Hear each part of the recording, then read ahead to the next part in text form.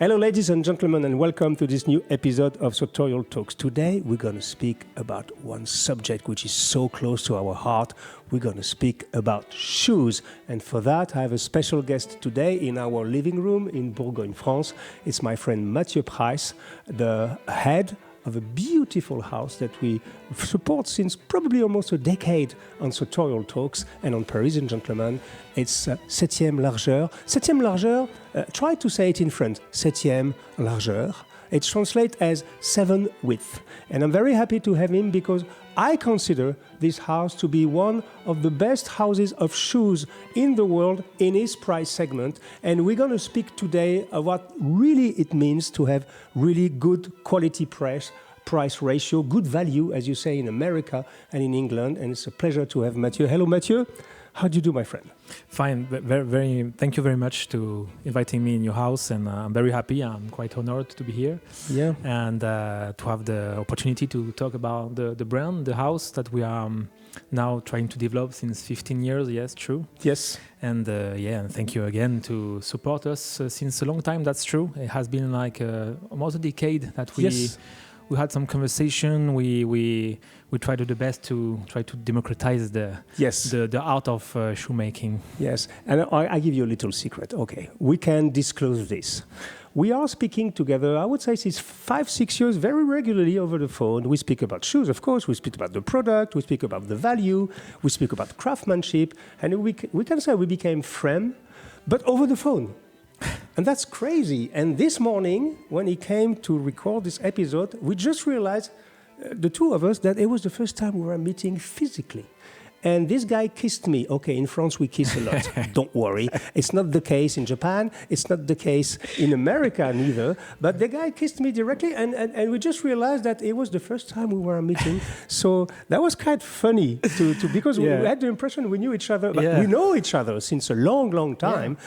But we never met physically, so it's done now. Yeah, it just feels natural like that. Kissing the cheeks, huh? I prefer to... kissing the cheeks, of course. Yeah. And Yeah. My wife, she's laughing a lot behind the camera. Yeah. And so anyway, it's a pleasure to have you, my friend. Thank you very much. And let's speak a little bit about Septième Largeur. Give people a little bit of perspective. What is this house? You created it 15 years ago, and you have different shops in Paris, in Switzerland, and an online shop. Give us a little bit of panorama of what is Septième Largeur in 2023. Yeah, so Septième Largeur, we created the brand in 2009. Mm-hmm. I was at this time alone with my uncle. Mm-hmm. He made the brand like Bowen, Emling, which were a famous brand in France. Absolutely, very famous. So I just joined him to learn how to learn everything about the shoemaking industry, the shoe business. And we developed the brand Septième Largeur. Actually, it was a range of another brand, where we made patina coloration on leather. Yes, and we made like this range was quite successful. Mm-hmm. So I can testify. Yeah, it was very, very beginning, and I was more younger, and we opened the first store in 2009 actually in Rue Saint-Lazare in the Opera area, close to the Opera. Yeah, and then I was alone to make patina and to develop. So you are doing the shoe shining and the patina by yourself? Yeah, it was the whole time like I was downstairs in the basement. Yes, and when a customer opened, say ding ding ding the ring. Yes, and I go up on the stairs. Yes, and make the sale and everything, and try to learn everything in a way. I didn't know that you were doing it yourself at the beginning. Yeah. So you were working in the basement, literally. I was working for the patina, the coloration on leather. I was working alone in the basement. Yes. Then it gave me, the opportunity to teach to other people, like for the team in Geneva, the team in Taiwan, the team in Singapore. We had a store in Singapore before. Yes. So I made like 1,000 of patina in my life. Wow. So, but now it's not me anymore. I have people that are really better than me now, and I'm very happy about that. Yes. So we at the beginning is still a brand that we try to take time to make it grow, like really take time to make it grow. So alone with my uncle. He teach me a lot of things, and then we opened another store in the Left Bank. Then we opened another one in Paris. Another one in Paris, Left Bank. Sorry, close to Bon Marché. And then we had another store abroad. Our first store were in Singapore, by the way, abroad. And then we had the Taipei and Geneva store open. And wow, this is the Septième Largeur history in a nutshell. In a nutshell, exactly. It was okay. But what I take away from that is that it's funny, ladies and gentlemen, because most of the people, I didn't know this story about Matthieu, that he was doing the patina and the coloration of the shoe by himself at the beginning. It reminds me the same story with our friend Justin Fitzpatrick that we both know. He was a shoe shiner first before creating his own brand. And we have a lot of people. And I believe that in this industry, it's also some kind of a label of quality when people, we can say you really put your hands on the leather and on the shoe physically. That's the case. Yeah. and it gives a different flavor of a company when the boss and the founder really have something, that he really knows what he's talking about, because you've been doing the work by yourself. And it's something that I really like. And it's not rare in the shoemaking industry that the people really started from the bottom and then grew, and in the case of Matthieu, created a very successful brand. So this is great. Just to give people a little bit of information. So if they live in America, for example, or abroad in general, and they don't have time to visit you in Paris, you have also an online shop, of course. Yes, of course. We know some people can be a little bit reluctant, to buy online shoes for the first pair. It's always a little bit tricky. How do you manage that? Is it usual for you to sell online to many, many countries? Yeah, actually, we one of the biggest part of our turnover is online now. Okay. It's very interesting because I was reluctant a little bit at the beginning also, like how can we manage to make people feel confident to have a shoes online without trying. It's always different within the last of course, in one shoes in our in different shoes in our range collection. You can have different sizes, of course, but we are, if people are going in our website, we are doing our best to make it more complete possible. Yes. Product page, for example, on page, all the sizing guide, it's has been made to be the most clear possible. Of course, it will be, and there will be some mistake, and it's okay. Yeah. But it's not a big deal because you can ship back the shoes, we can ship to you, and we are still very open, to be honest, with the delay. It's okay. And but actually, in the US, our website, we have like 15% people buying from the US in our website. Oh wow! I didn't know that. So they have high taxes and everything, but we are now a good experience with this kind of market, for example. Yes. So this is not a so big deal. We are talking about $300 euro. Give us the price. The average basket at Septième Largeur is around $400, something like that. $350. Yeah, $350. I don't remember exactly the dollar is a little bit not as strong as it used to be. So let's say €300 will be $350 these days, something like that. Okay, yeah, so it's $350. We'll say, let's say $350, $340 in low shoes, and maybe $400 in the boots, and $420 in a patina. So crafted in Spain, in Almansa, which is the cradle of shoemaking. You can tell it. You have Northampton in the UK, in Almansa, in Spain. These are the two main places, and a few places in Italy, of course, Montegranaro. You also have Baleares. I'm sorry? You also have Palma de Mallorca Island, of course. Also quite good too. Palma de Mallorca. And actually it's called Inca. This city is Inca in the island of Mallorca. But you craft in Almansa in a factory that you are used to work since 15 years, since the beginning, right? Yeah, since the beginning, absolutely. Yes. You never change factory. No, I don't want to change the factory. They are very good. We are trying to teach them how to make their best to have the quality improving all the time. They were actually at the beginning making Santiago boots, so there was not really. You mean Western boots, cowboy boots? Yeah, cowboy boots at the very beginning. Oh, wow. And so we have a kind of in our soul, like for example the shank or the wooden pegging, like we are going to see after. Yes. There is kind of a DNA of the boots, shoemaking. So that's why we are trying to make a maximum of knowledge, Yes. of savoir-faire in our souls also. Yeah. Okay, I have one question which will be very interesting, not easy to answer, I suppose, but very interesting for the people in the USA. The people in the USA, they are obsessed about the width of the shoes, because some people in the USA can be taller than us in Europe and a little bit with heavier bodies, and most of the time they are confused about the width of the shoe. So the name of your company is Seventh Width. Yes. So, but does it mean that you offer different width on your shoes? Because that can be an issue for American people to say, because sometimes they have some kind of idea that the European shoes are too tight for them. How can you manage this kind of requests? We are not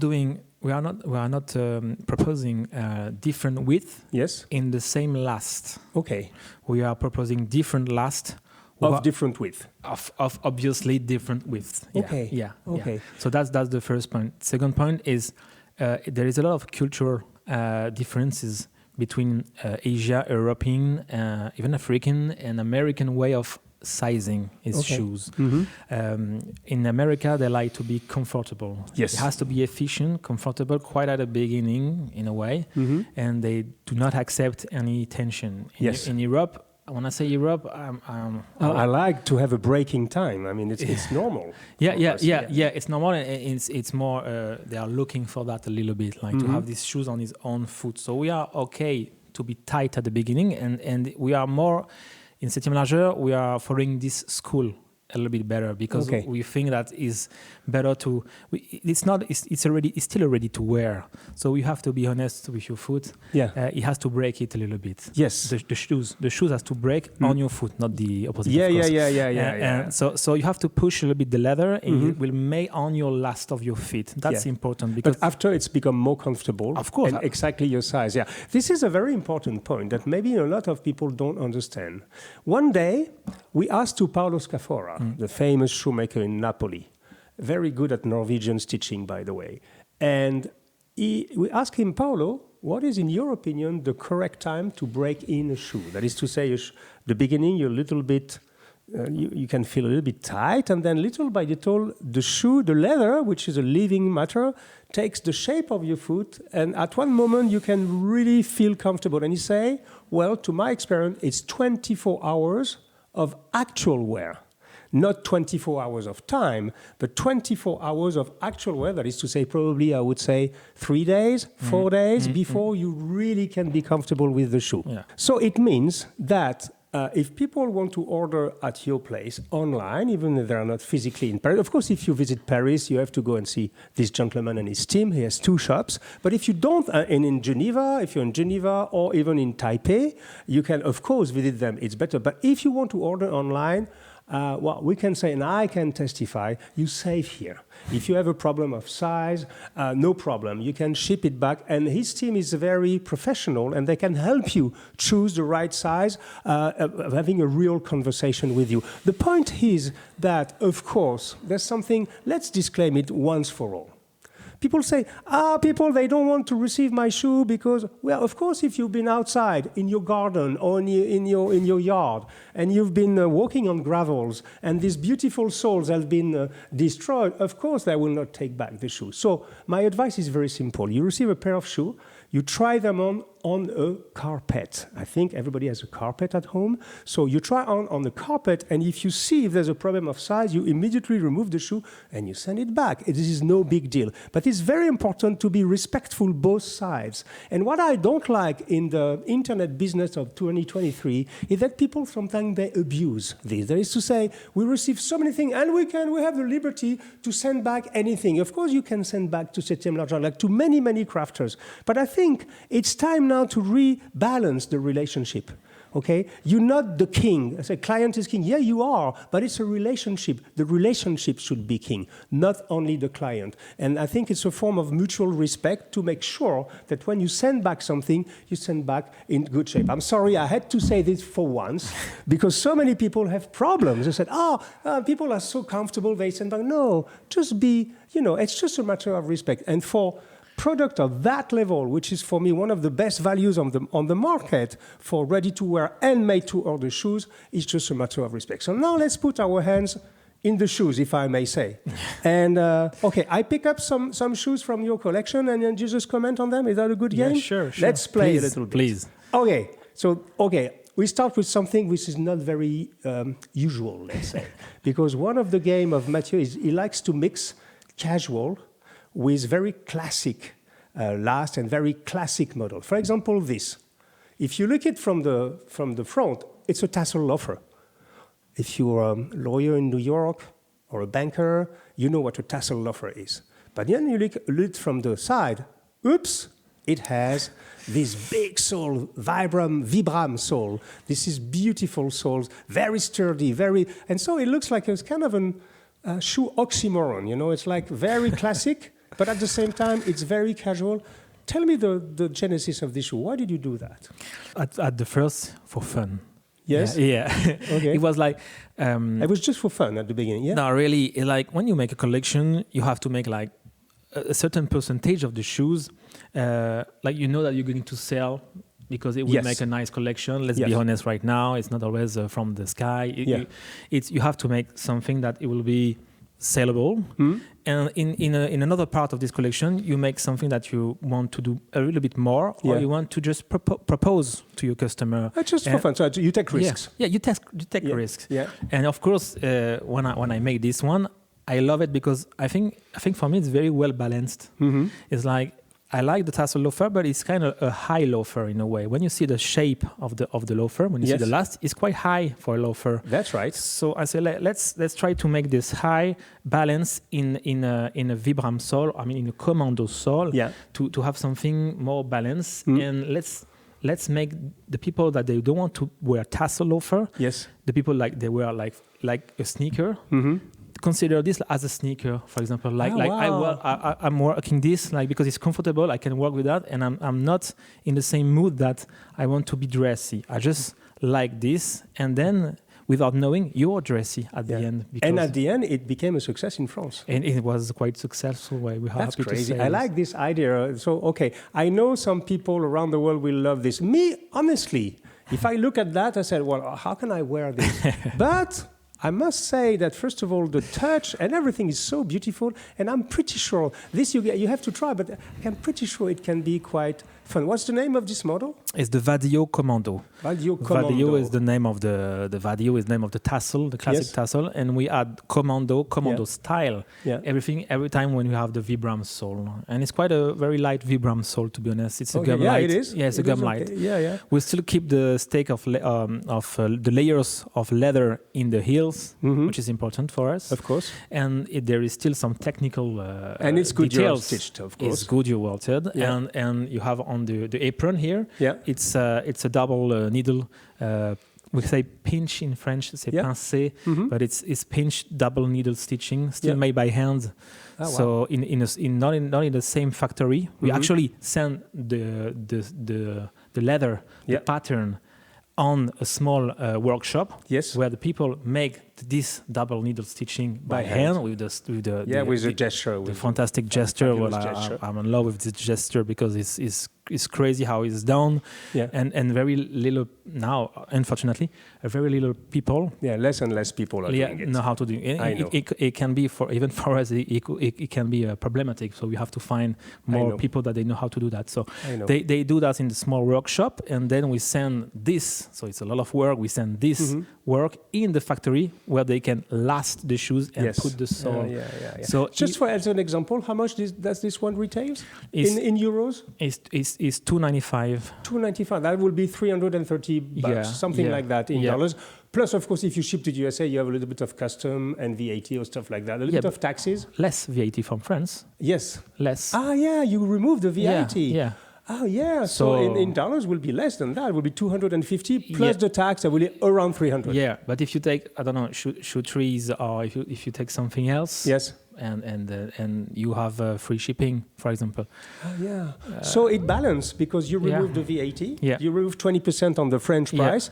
And then you calculate that pretty much it will be the same with the taxes to send them overseas. Exactly. I don't have the precise figures of the custom pricing in US, but people who knows. So it's not that complicated because a lot of people in France, they don't remove the VAT. No, you can. It's to say you add. But even if you ship to the US, you remove the VAT automatically. You even in our website now we have a kind of small experience now from sending abroad in our website. You the price you will see on the website because you're connecting the IP address outside the EU zone. Yes. You will have the price without French VAT. Oh, wow. Oh, by the way, about loafers, I know that the loafer model is really going up in terms of sales everywhere. This is the case for you, right? Also, the loafers are selling more and more. Yeah, absolutely. It's very... I think for me it's a good news because for the first time in 1 year, I think 1 year and a half, the loafer is getting bigger sales than the Oxford. You mean... This is selling, not specifically this one, but the loafers, that is to say without laces, are selling more than the classic Oxford. Yes, it's very unique because, of course, our roots, in Septième Largeur and the shoemaker, it's Oxford, and then you can deploy derbies and everything. And now the loafer and the boots, by the way, is higher than the Oxford. So to me, it's a good news. Why? Because for me, those people who wear loafer, they don't want to be too strict or too tight on the shoes. Yes. So they are wearing a loafer like they will wear also a sneakers. Yes. So I prefer to see everybody with nice loafer. Yes, me too. Than everybody with only bad sneakers. Bad sneakers and only sneakers. I don't like only classic shoes. I don't want anymore. I don't want neither. I want like diversity in your foot, but well done, well played. Of course. And if I saw more loafer and why the loafer with the commando sole are quite successful for me is because people used to wear it like, okay, that's my new sneaker. I wear it like that with a shoe on, and that's it, and I'm happy. And this will be people that they will not wear loafer if they were not this kind of sole, for example. Yes. I understand. I can add something a little bit, 2 comments on what you just said. First of all, I have an information for you that you may not know. There's big magazine, Business of Fashion, which is the professional magazine in our trade for shoes and garment in general. They predicted this year that little by little, the young generation will go back to leather shoes. Sure. And they project the fact that maybe in the next couple of years, maybe not immediately, but maybe in the next decade, the sales of leather shoes will go above the sales of synthetics sneakers. Okay. Why? Because most of shoemakers like you has been working, and we're going to speak directly after that about the sneakers. The sneakers by shoemakers are made of leather, but with the versatility and the comfort of a sneaker. But the second thing is that there's a new generation who is more and more interested coming back to the roots, and maybe they have enough of being brainwashed by the big companies who are selling them plastic at the price of gold. Absolutely. And maybe for the same price, they can have a proper shoe. So that's an information. Even with Sonia, we couldn't believe our eyes. I said, is that right? Maybe there was a typo in the article. Maybe it's a mistake in the article or a translation mistake. It was not. They say that the shoemaking industry, everybody say, oh, it's over. Everybody's wearing sneakers. Don't bother, to open a shoe shop. And so. No, it's not true. Little by little, people rediscover the pleasure of wearing proper shoes. Just grab your sneakers, because I'm going to just illustrate what I just said. Look at that, ladies and gentlemen. Look at those 2 pairs. Does it look like a sneaker? Honestly, for me, this one from Septième Largeur looks like a whole-cut Oxford, but on a sneaker sole. It is. It is what it is, right? It is what it is. It sells well? Yeah. Of course, it's a good sale. Yeah. It's still less than the classic sneaker one. Yes, because there's personality on the patina. And this everything. one is the classic one. This one is the classic one. This is deer leather.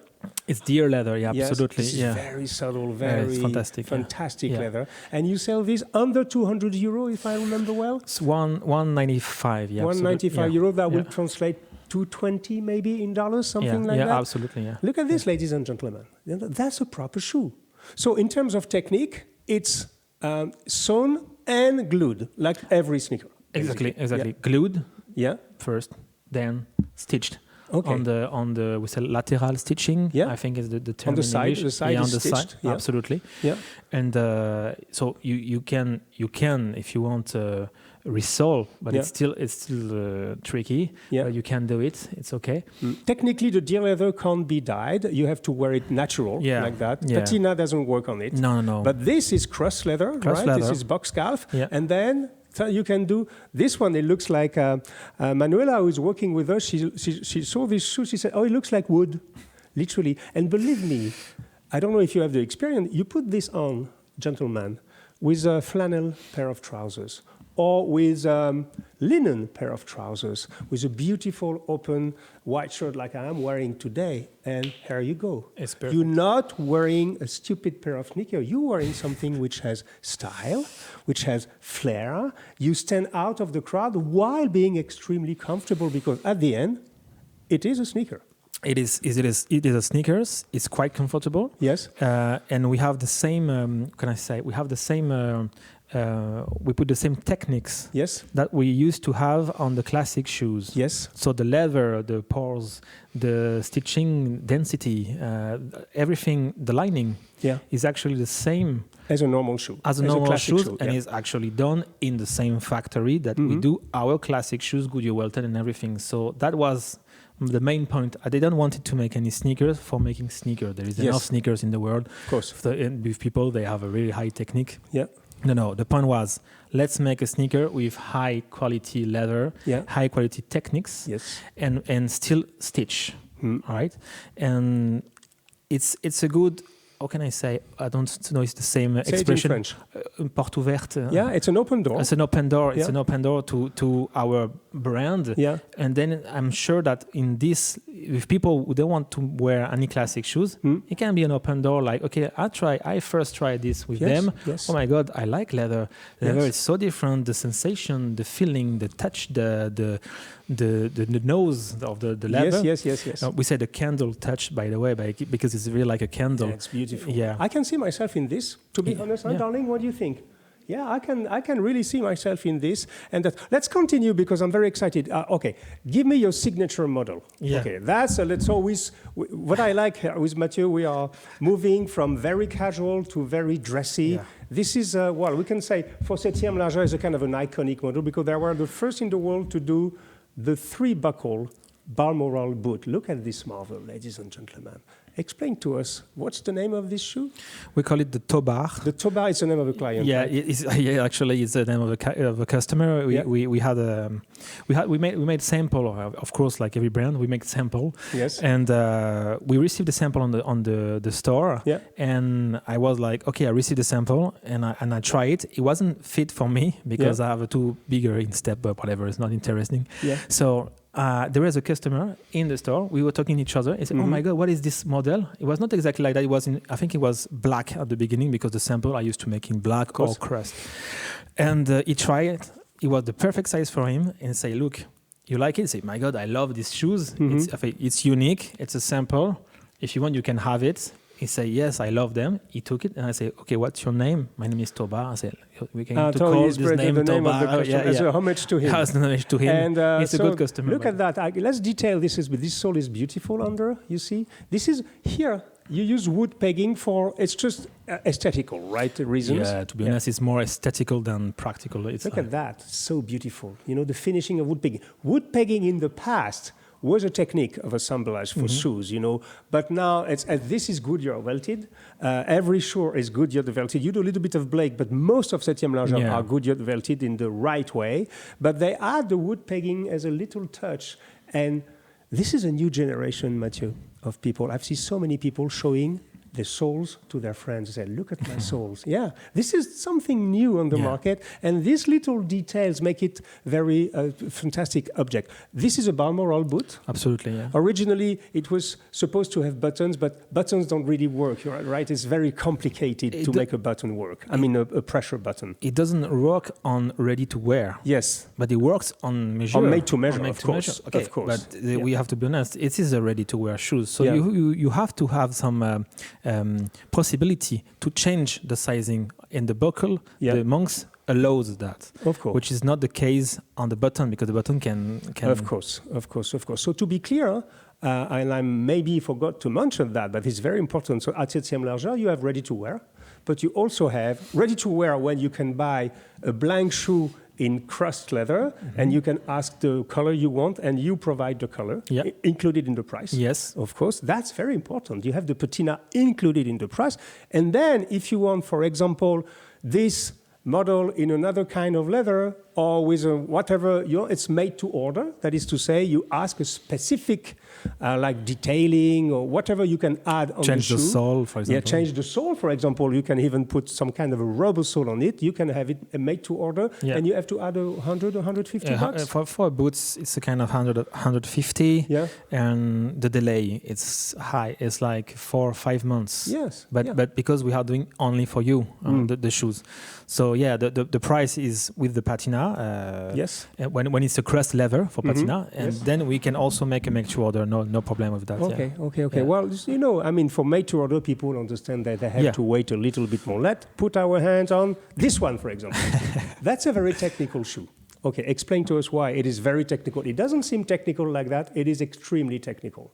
Why? Yeah, it's we are kind of proud of this one also because it's a Norwegian stitching. Yeah, Norwegian stitching here. Yeah. It doesn't show directly because they dye the stitching. But normally, when you do Norwegian, you have the tendency to show it. But this one is hidden. Yeah. So it's Norwegian. It's what we call a grand cambre. Absolutely. I don't know if they have a translation for that. I'm not sure. You can say wall cut in a way. It's a wall cut. It's one piece of leather. Yeah. It's not, there's no construction, it's one piece of leather, so it's cambré. Cambré means when you take the leather and then you really put it on the last. It's cambré. It's a cambré, it's this and this it's part. Also the last, and it's a Chelsea boot. Yeah. On Vibram sole. On Vibram sole, real Vibram sole from the factory there. Yeah. So once again, it's a little bit of a mix. It's a fusion. It's a fusion. Yeah. We try to have fun with the classics, but make them in high quality and high quality standards. Actually the suede is from Steed. Yes. So they are for me the best for winter. They are very good because the suede is very strict and strong. Yeah, very sturdy. Sturdy, absolutely. So that's the lot of technical stuff in these boots. Yeah. So I must add on this one, ladies and gentlemen, is that if you maintain normally, I mean, this one doesn't require too much maintenance, right? If you're lazy. It is suede leather. So you just brush it a little bit. There's some products specifically for suede at Saphir, for example. They do nice product. Then a rubber sole, like the Vibram, it's indestructible, literally. And, well, this shoe, well maintained, can last you a decade, even more. I mean, it's pretty much indestructible. And look at this is beautiful Chelsea boot. I really like this one. Let's go a little bit more extreme with this one. So tell us about this one. So the model is a Moissac. Yes. It's a jumper boot, by the way. So this is a Goodyear welted, this one. Yes. A storm welt, Goodyear welted. So if you are a little bit technical, it means that the welt is going like a Y. Exactly. We can show some figures there after. So it's a Goodyear welted in a day-night sole. And we love Day Night Sole. We love the story of Day Night, and we love Day Night because so he told me that Day Night is coming from a British factory that were working day and night, so they decided to name their sole Day Night. This is fun. They brand their sole Day Night. This is different from the Vibram. Vibram is more like to have adherence. This one is more city, in your opinion. Yeah, absolutely. I think, in my opinion, like Vibram, you can go on the mountain, you can still go in the city, of course. If you can do less, you can do. If you can do more, you can do less. But the fact that Day Night is, to me, is a little bit better because it's more polyvalent. I don't know if you say this. Versatile.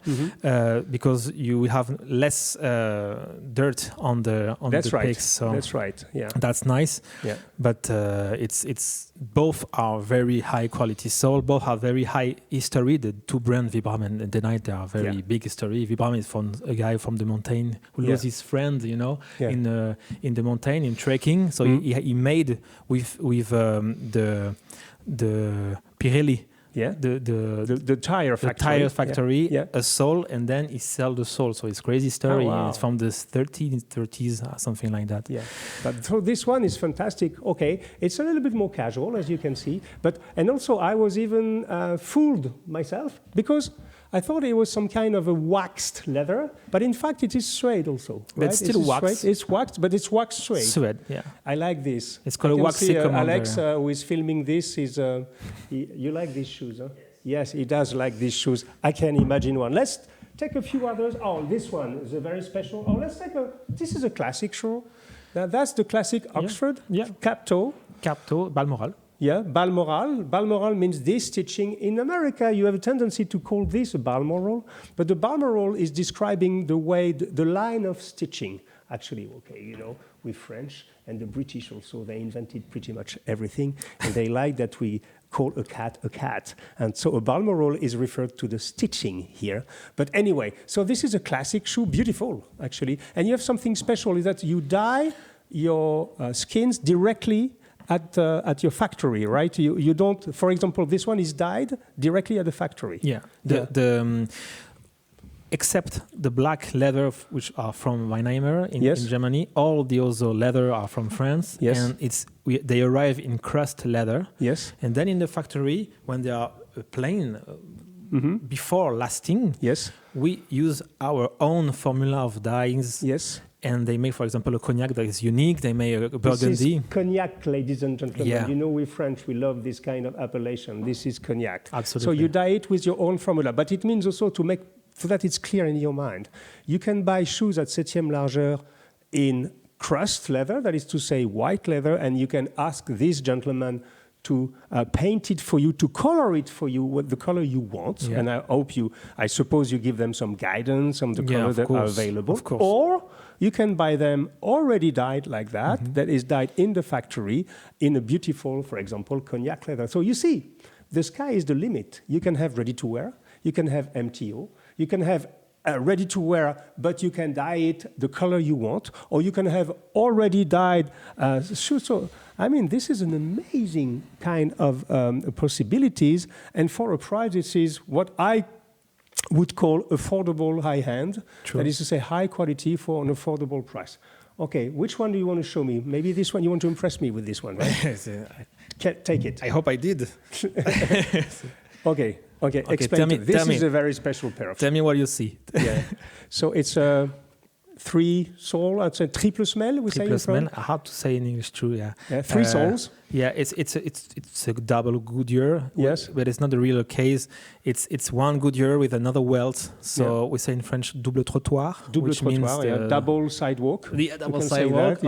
I think maybe there's also another name in French is escalier, en escalier. Ah, like a stair. So maybe a stair, double stairs, maybe will be a better image for English speaker. So yeah, it's very sturdy also. It's fantastic. It's a lot of techniques in this. Yeah. And it's to show that how far we can go. Yeah. It's cordovan leather from Shinkikaku in Japan, and the stitching here, this is quite important because it's made by hand. Yeah, absolutely. The apron, a double stitch. It's a double hand I think says double hand needle. Yes. That raise the lake. We say it's raising the lake. Like this is the lake also. Apron or lake, you can say. We call this an apron, and we call what is in the middle a lake. That's self-explanatory, actually. Yeah. And then when you stitch it, it raises a little bit. Absolutely, the lake. Yeah. It's 100% aesthetical. To be very honest, it's just to show the technique, and it's beautiful because it will age antiquing very, very nicely because it will getting a little bit more shiny by himself because the leather is in tension. Yeah, that's an amazing shoe, I must say. This is only made to order, of course. Yeah, it's only made to order. This has too much handwork on it, and you have to wait a little bit, gentlemen, if you want to acquire this.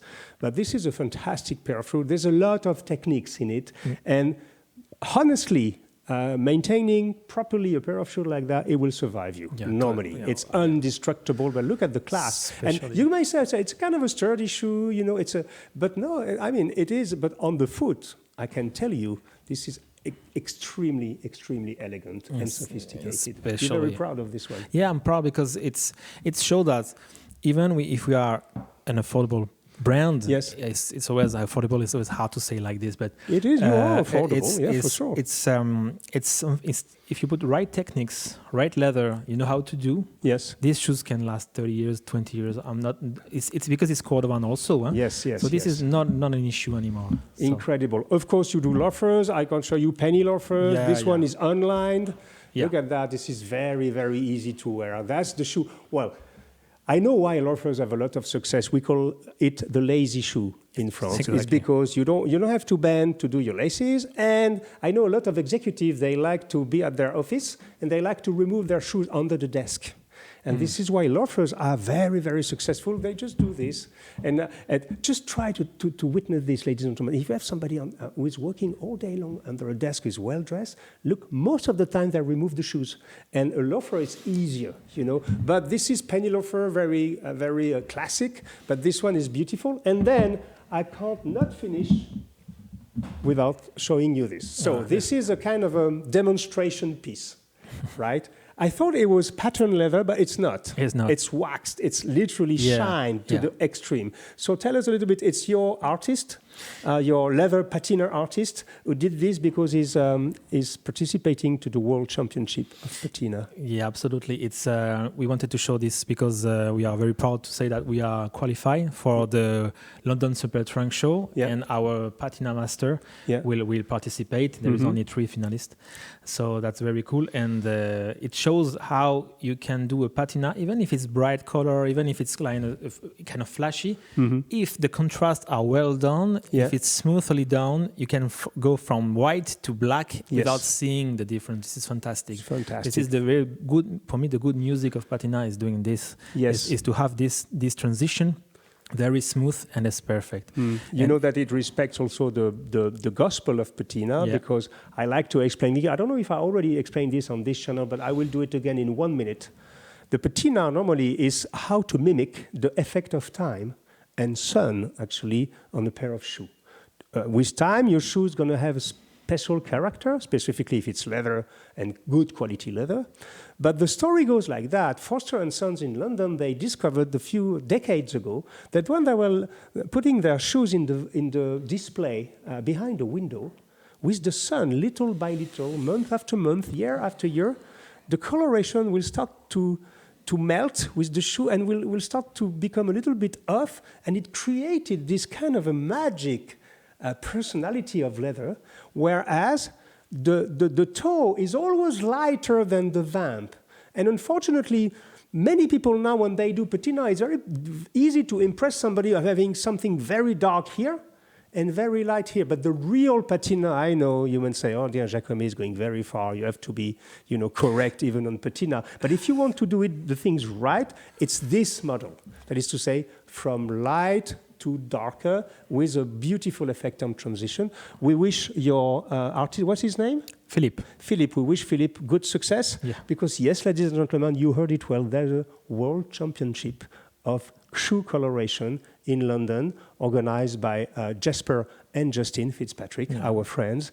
And this is something, it's a beautiful gesture that we like. Well, this is about it. So in a nutshell, Septième Largeur, in Paris, 2 stores, 1 store in Taipei, 1 store in Geneva, and an online shop that is distributing all around the world. Average basket in dollars around 350, let's say, because they removed the VAT to cover the custom expenses. So you pretty much the same price as in France. No problem with sending back, providing the fact that you are using it on the carpet, so no problem, you safe, and I know Matthieu and his team, they're doing a wonderful job. And, well, I think it's about it. Do you want to add something to our viewers, and how did you enjoy? Mathieu was a little bit stressed, saying, I'm going to speak in English. For us, French is not that easy to speak in English every day. You did well, my friend. Thank you very much. I hope I was understandable. Yes. And it's important to have an English speaker understand the real nature and not doing translation, I think. No, we don't. Because it's important that they feel what we wanted to say, what you wanted to say. Yeah. So, I'm very happy to have this opportunity to talk about my passion, because it has been 15 years. Yes. I'm doing this. So I was afraid you tell me. So tell me about you. I say, I will tell about the brand because yes, it's still me. Yes. So yeah, everything is quite easy with us. We are easygoing. You can send us. We are very reactive on the social, flexible, reactive. Yeah. You are on social media, of course. Social media, everywhere. So I know that it can be sometimes a little bit stressy or impressive to enter in the shoe store or to try your shoes because it's something quite. How can I say? You are taking off your shoes. You have your foot nude in a way. Bare. Yeah. So it's kind of intimate in a way. The shoe business. Yes, it's not easy. Right. Like put just a jacket or a shirt. Shirt is intimate too, but a jacket or a pants. It's a shoes. There is a lot of thing to think about it. Like you have all your weight of your body in it. It has to be nice, but they have to be flexible. They have to be strong, sturdy, and you have to like it. So I know it can be kind of impressive, anything, but we try with the team to make it more relaxed, casual, and having a good experience. In a good experience, but still, and this is, let us do this, but we try to do technical on it. Yes. To do the thing in the right way. Mm-hmm. Then we had some crazy soul, some color, something, because for us, it has to be a game. We have to have some fun at the end. Of course. So you're just saying that basically you respect the basics and the traditions and the way shoes should be done. Absolutely. But at the same time, you can infuse some fun, some creativity, some flair, and some game. And so, gentlemen and ladies, by the way, if you've seen something that you like here, just give it a try. If you are new in this world, believe me, there's some shoes here. I can see a lot of you wearing these more than sneakers, if I may say. And also, if you are a more seasoned sartorialist and you are really interested in shoemaking, I can tell you that Septième Largeur, that we support since more than a decade now, it's a beautiful brand with beautiful people and beautiful products. Thank you, Matthieu, for your visit. Thank you. I hope we'll see each other again now because we know each other since 10 years, but it's the first time. This is the new world, ladies and gentlemen. This is a new world where you can know somebody almost intimately, but at the same time never seen it physically. True. And so this is the new world, but we can testify that, it works also because we had a close relationship together through the products and our shared passion for shoes. So thank you, Matthieu. Thank you, everybody, for watching. You can subscribe if you want. I never ask. Everybody says, you have to ask people to subscribe. It's not in my nature. If you want to subscribe, we're not against it. If you don't want, no problem. We're not going to sue you for that. But in any case, if you want to support the show, you can look at our Patreon page. We have a Patreon page. And, I give you an appointment to the next episode of Sartorial Talks. In the meantime, be kind with each other. Try to respect people. Be polite. Look after your manners. This is something so important. We're living in a violent world and everybody is screaming at each other. No. Life can be beautiful with a good pair of shoes and a beautiful jacket. See you soon, my friends. Bye-bye.